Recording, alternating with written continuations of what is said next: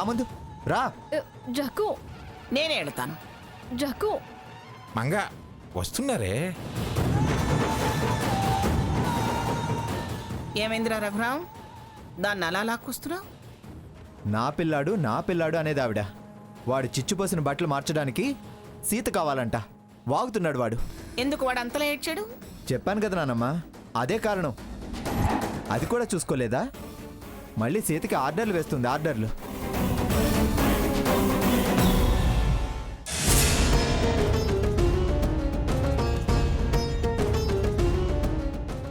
వీళ్ళకి అమావాస్యకి పౌర్ణానికి పిచ్చి పెరిగి తగ్గుతున్నట్టుంది.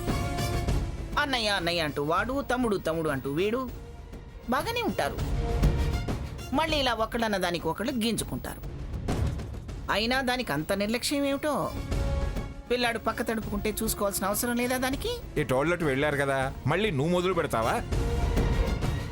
ఇప్పుడు చితికితే రేపు వనభోజనాలున్నాయి, అక్కడ మళ్ళా తేడా వస్తుంది.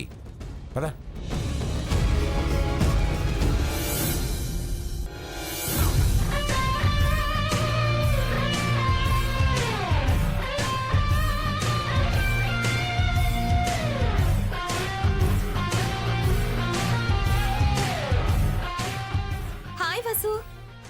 ఏ స్వర్ణ, ఏంటి సర్ప్రైజ్?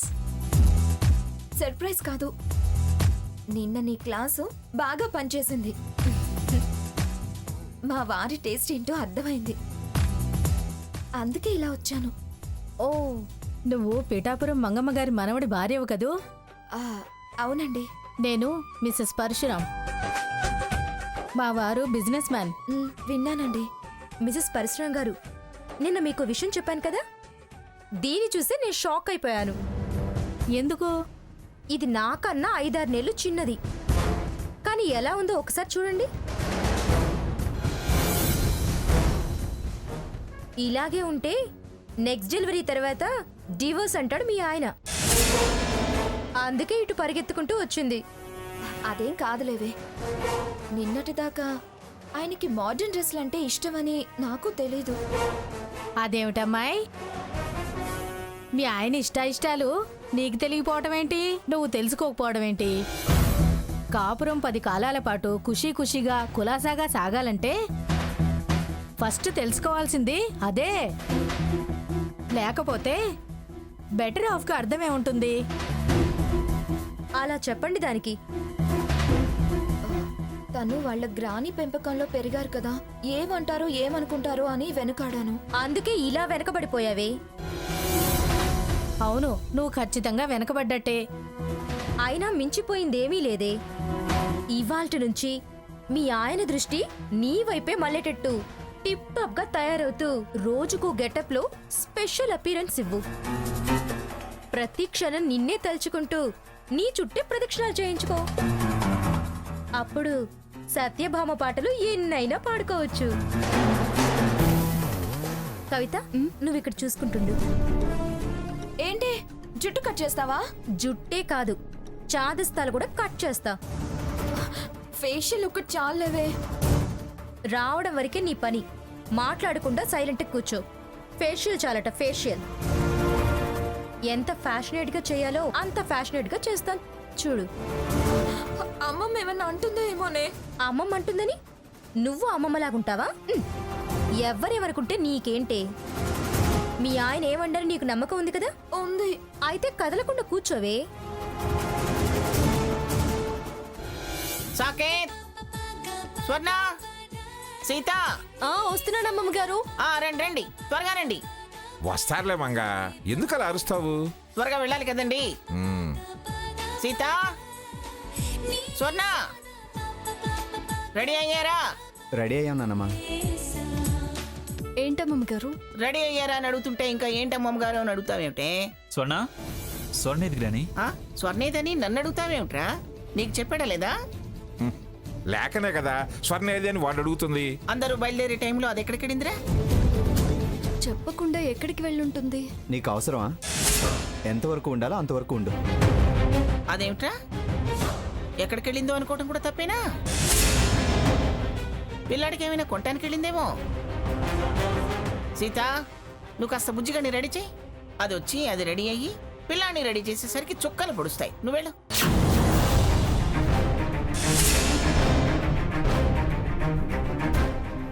ఏమిటి సీత వాడి మొహం చూస్తున్నావు? నేను చెప్తున్నాను కదా, వాడేమనలే. నువ్వు వెళ్ళు.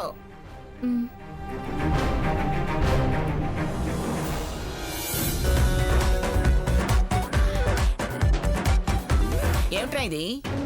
మాకు చెప్పకపోతే పోయింది, కనీసం నీకైనా చెప్పాలి కదా. ఏదన్నా అర్జెంట్ పని మీద వెళ్ళిందేమో.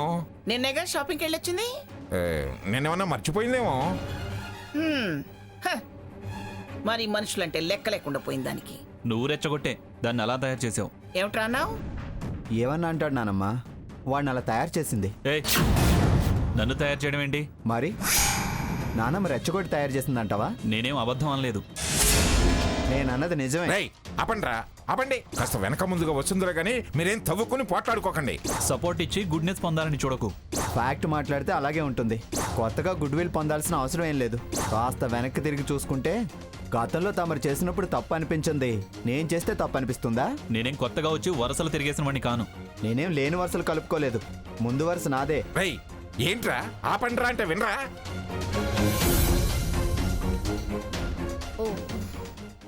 ఇలా ఇవ్వు.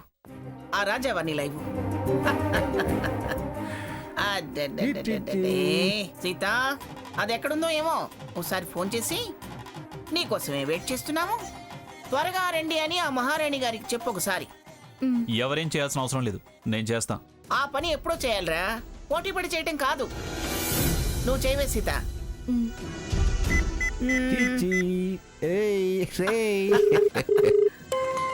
ఫోన్ వస్తుంది, ఎవరో చూడు. సీతక్క, ఎక్కడున్నావు? రా త్వరగా అని వదలదు. స్విచ్ ఆఫ్ చేయి. అక్క చేస్తూనే ఉంటుంది, ఆవిడ చేయిస్తూనే ఉంటుంది.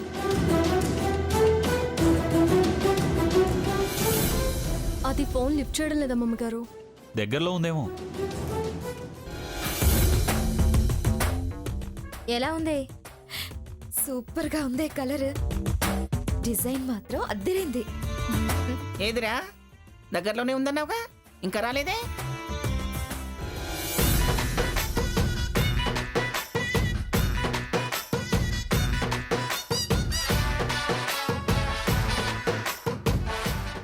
స్వర్ణ, 10 నిమిషాల్లో బ్యూటిఫుల్ గా తయారవుతావు. నువ్వు ఇక్కడి నుంచి డ్రెస్ అప్ అయి వెళ్దు గాని ఒక్క 10 మినిట్స్ వెయిట్ చేయి, నేను అన్నీ రెడీ చేసేస్తాను.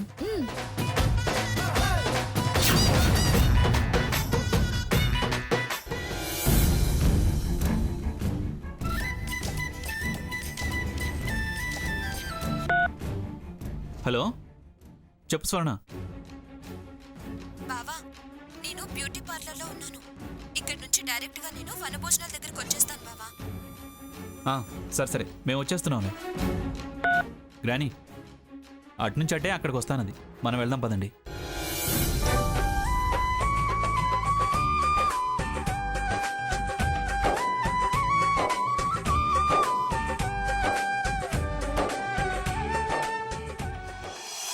పంతులు గారు, ఇలా ఇవ్వండమ్మా.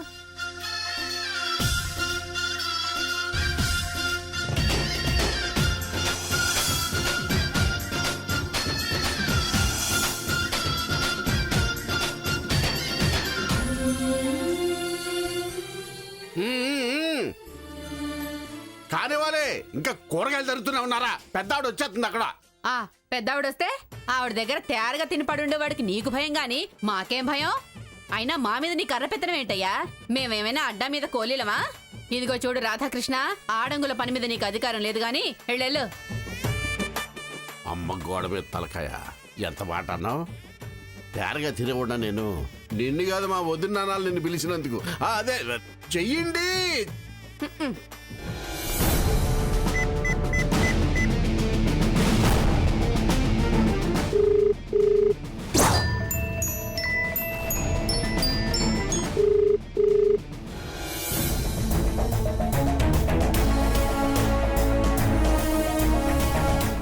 అట్టగత్త, ఇప్పుడే రంగంలోకి దిగిపోతా. గుళ్ళో ఏదో జరిగింది లేత్త. ఈసారి తీసుకోవాల్సిన జాగ్రత్తలు తీసుకుంటాగా. వన భోజనాలు యమ భోజనాలు చేస్తా. యములోనికి విందే అనుకోండి. భగీరథ ఈసారి పని చేసి పోజు చేస్తా.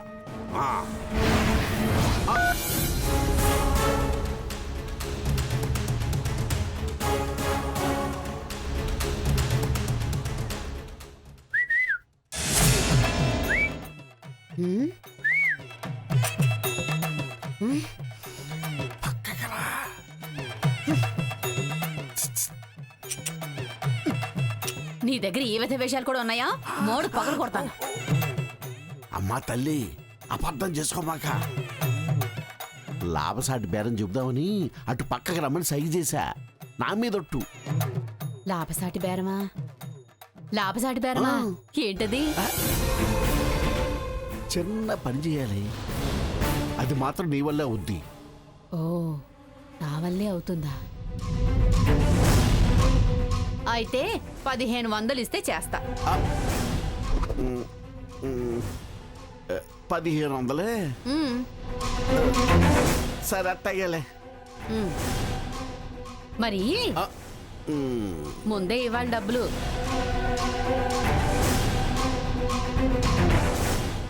అబ్బో, ఇదిగో పని మాత్రం తప్పకుండా చేయాలి. చేస్తానంటున్నానుగా. పనేమిటో చెప్పు. అది నువ్వు తలుచుకుంటే చాలా సింపుల్. అక్క చెల్లెల మధ్య తంపులు పెట్టి సిగపట్లు పట్టించాలి. అమ్మో, సీతా స్వర్ణల మధ్య? నీ వల కాదా? అయితే నా డబ్బులు నాకు ఇచ్చే. కాకపోవడం ఏమిటి? నేను చేస్తాను కదా. నేను చూసుకుంటానులే. బాగుంది. 15,000గా మాట్లాడుకున్నా 1500తో పని ముగించేస్తున్నా. జాగ్రత్త, పనిలో దిగిపో. అన్నయ్య, అన్నయ్య, ఉయ్యాల వేయాలన్నావుగా తాడి. ఇదిగో రాధాకృష్ణ, ఉయ్యాలవి నువ్వేసి ప్రాణాలు తీసే ప్రయత్నాలు చేయొద్దు. అదేంటో నా అంత మాట అనేసావో? నీ బుద్ధికి నేను అన్నమాట చాలా తక్కువ. ఎవండోయ్, ఆ ఉయ్యాలవి మీరే దగ్గరుండి కట్టించండి. పిన్నిగారు ఊగినా ఊగొచ్చు. అలాగే సావిత్రి. రే రారా. ఇంకేమైనా కావాలా పంతులు గారు? ఆ సంచిలా ఇవ్వండమ్మా, నేను తీసుకుంటాను. ఇదిగో లక్ష్మి, కళ్యాణి, అంత నిదానంగా చేస్తే ఎలా? అవతల పెద్దావిడ వచ్చిందని చెప్తున్నాడా రాధాకృష్ణ? సరిగ్గా చేయకపోతే నవ్వుల పాలైపోతాం. త్వరగా కానియండి. అలాగే అక్క. సావిత్రక్క, సావిత్రక్క, తీసుకోండి పంతులు గారు. ఏమిటే? పెద్దావిడ ఇంకా రాలేదా? ఇంకా బయలుదేరలేదట్నా? వారి రాకతో నీకేం పనే?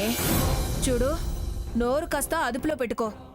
అతిగా ఏమన్నా వాగావో, ఏదన్నా పెతులాటకం తెంపులు పెట్టావో మాడు పగల కొడతాను, జాగ్రత్త.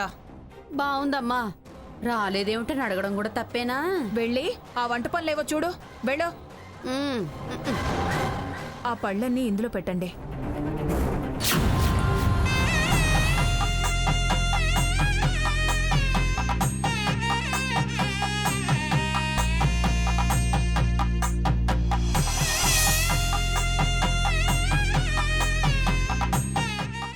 ఏమండి, ఉయ్యాలు కట్టడం అయిపోయిందా? అయిపోయింది. పిన్ని గారు, అమ్మ సీత, స్వర్ణేది?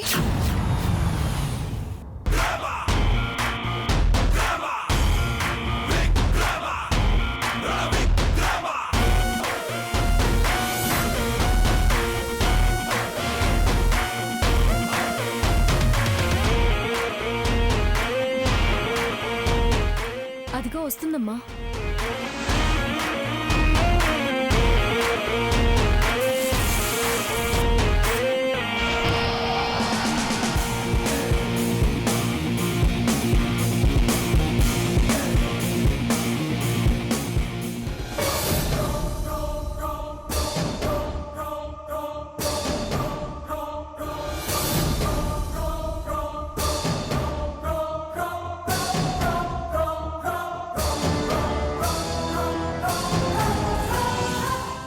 ఎవరిళ్ళు రికార్డింగ్ డాన్సర్ లాగా ఉన్నారు? అమ్మాయి, నువ్వు తాతయ్య, నన్ను గుర్తుపట్టలేదా? నేను స్వర్ణని.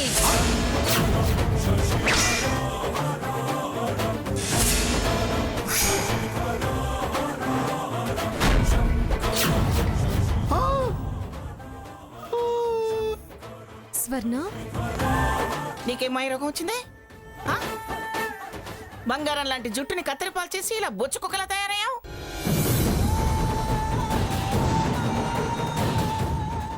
ఆ? బారెడు జడ జానెడు చేసుకుని వచ్చావు. లక్ష్మీదేవిలా కళకళ్ళాడే ముఖం మీద గుడ్డిదానిలా కళ్ళజోడే ఉంటే ఏమొచ్చిందా నీకు? ఏంటి స్వర్ణ ఎందుకు ఇలా తయారయ్యావు? ఏ నేను నాకు నచ్చినట్టు తయారవుతే ఎందుకు అంత ఆశ్చర్యపోతున్నారు? కాలంతో పాటు మారాను. తప్పున్నారా? మనకంటూ ఈ సమాజంలో మంచి పేరుంది. పరువు ప్రతిష్టలు గౌరవ మర్యాదలు ఉన్నాయి. నాకు డౌటే. ఏంటి గౌరవ మర్యాదలు గోళ్లల్లో, పరువు ప్రతిష్టలు తల వెంట్రుకల్లో ఉంటాయా? ఏయ్, వికారపు వేషాలు వేసుకొచ్చింది కాక ఆ ప్రశ్నలేమిటే? కట్టు బొట్టు తీరులోనే విలువ ఉంటుంది. నీలా మూడేసుకొని కూర్చోడానికి నా వయసే 60 కాదు. నా వయసు వాళ్ళే కాదు, చాలా గొప్ప వాళ్ళు నాలా ఉంటున్నారు.